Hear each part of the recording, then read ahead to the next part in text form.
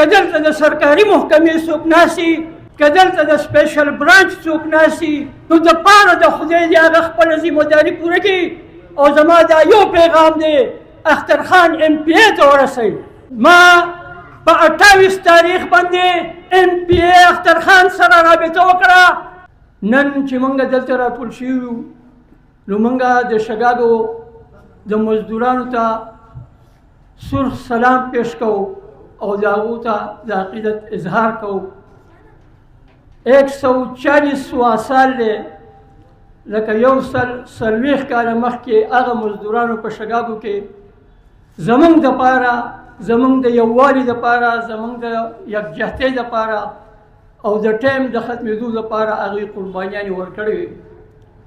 خو ډېر په افسوس سره زه دا یوه خبره کومه چې زمونږ چې کوم حکمران راغلی دی او څوک هم زمونږ په اقتدار کې ننوتی دی، نو دې مزدور ته ډېر په سپک نظر کتلي.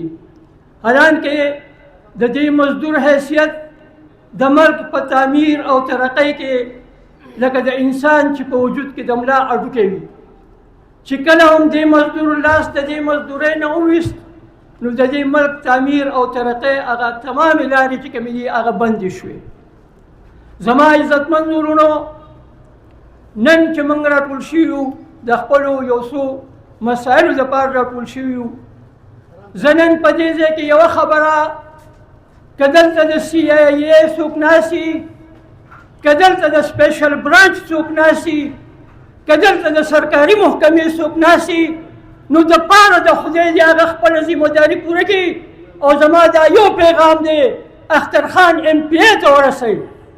عزتمند ورونو، ما په 28 تاریخ باندې MPA اخترخان سره رابطه وکړه.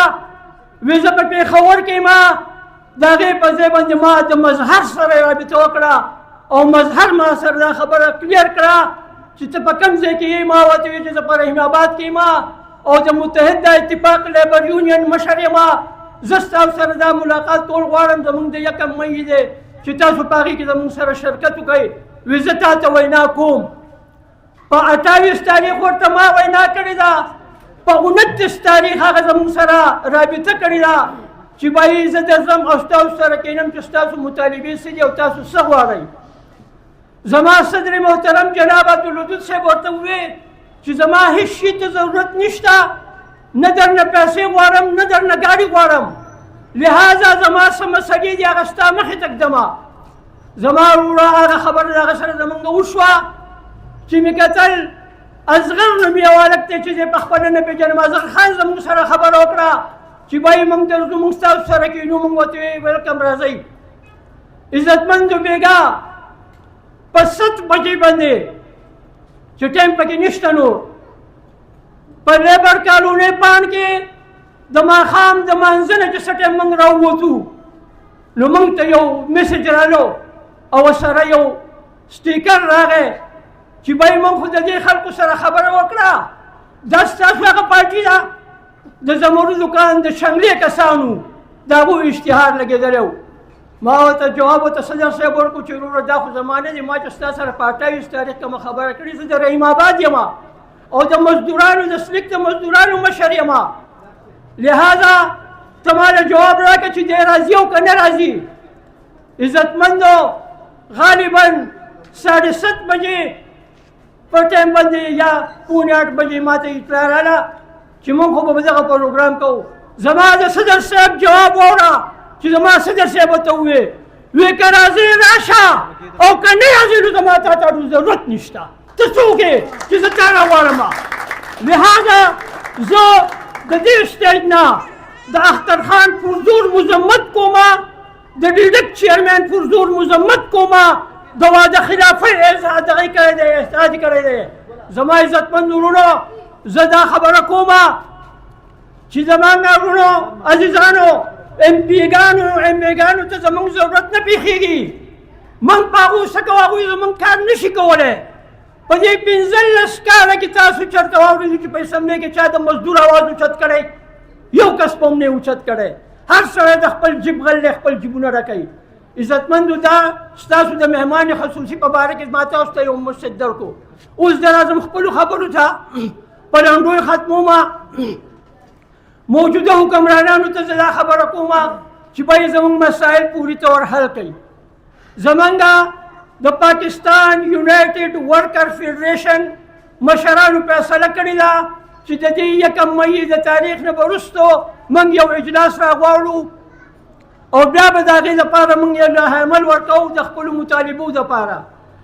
لهذا زه په دې ټایم کې د ورکر ویلفیر فنډ پر زور مذمت کومه او د دې خبرې دغه کوم چې دی دا وایي چې د کم مزدور بچی انجینیر او یا ډاکټرۍ ته ځي نو دی به 80% نمبر اخلي.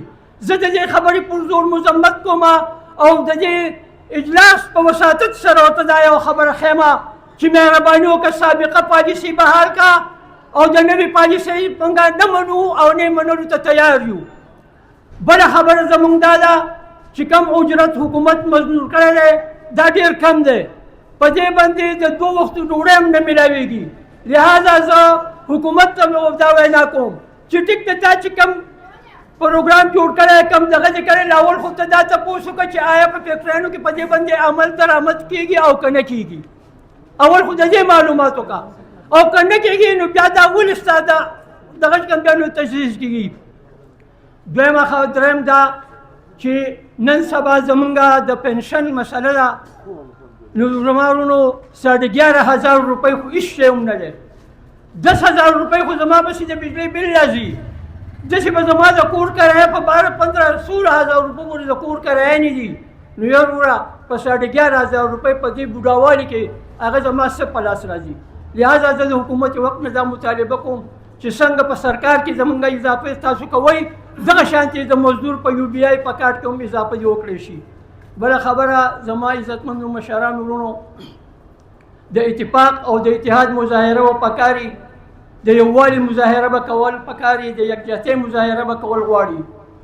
زه په آخر کې یوه خبره کومه چې اخترخان ولې نه دی راغلی.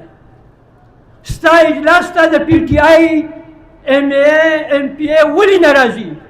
ځکه نه راځي زما وروڼو چې ته خپل حق غواړو د هغو نه. زه هغه سره بیا د دې جواب نه وي چې زه څه ووایم او څه وکړم. نو زما وروڼو زه په دې ټایم کې آخري خبره دا کوم چې زه که مرم او که شوم په سپرمیم کورټ کې زما کیس چلیږي. زه په دې وخت کې د دې حکومت نه د مالکانه حقوقو پر زور مطالبه کوم چې ماله دې د پنجاب د سند د بلوچستان په طریقه باندې ماله دې مالکانه حقوق راکړی شي. ورکر ویلفیر بورډ او صوبایي حکومت چې پوري طور د سپرمیم کورټ نه خپل کیس واپس واخلي او زما سره د خبرو اترو ته کښېني. زه د دې سټیج په وساطت د دې مشرانو په وساطت د دې سټیج نه دا یوه مطالبه بله د موجوده وزیر اعلی نه او د وزیر محنت نه کومه چې مهرباني وکړه پاکستان یونایټډ ورکر فیډریشن مشرانو نه د ملاقات موقع ورکړه. دا ستا سره آخري آفر دی. د دې نه مخکې موږ تا ته ډېر درخواستونه او ډېر سوالونه کړي، نور سوالونه او درخواستونه نه کوو. نن درته په واضح الفاظ وایو چې موږ لا د ملاقات وخت راکړه، زموږ سره کښېنه. که نه کښېنې نو د ورکر ویلفیر فیډریشن د آینده اجلاس نه وروسته چې کومه فیصله وشوه نو مزدورو وروڼو عزتمند تاسو ته دا ووایم چې تاسو هم تیار اوسئ او موږ هم تیار یو. قرباني به ورکوو انشاءالله.